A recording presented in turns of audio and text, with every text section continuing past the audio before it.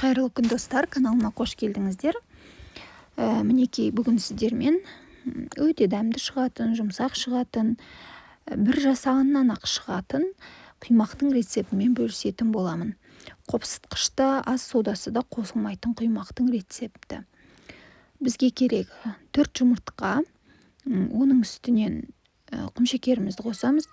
3 ас қасық, егер тәтті болғанын қаласаңыздар, көбейтсеңіздер болады.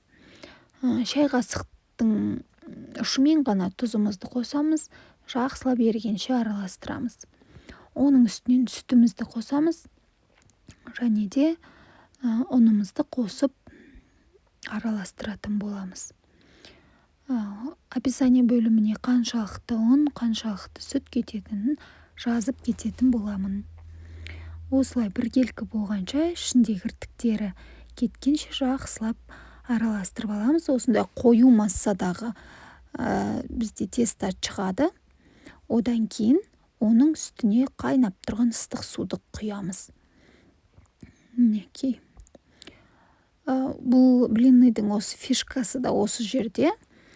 Қайнап тұрған ыстық суды құйып, осылай сұйылтып аламыз. Осындай массада сұйықтық шығу керек.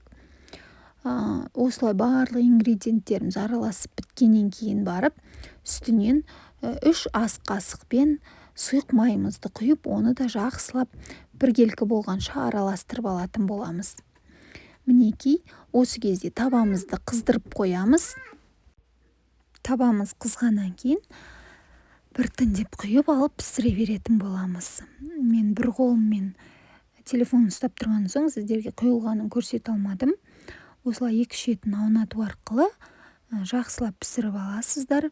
Осындай видеодағыдай керемет құймақтар шығады. Міндетті түрде жасап көріңіздер. Егер рецептім ұнап жатса, каналымды қолдап кетіңіздер. Лайк басып, комментарий жазып, каналыма тіркеліп кетсеңіздер болады. Назарларыңызға көп рахмет. Егер пісіріп жатсаңыздар, сіздерге ас болсын.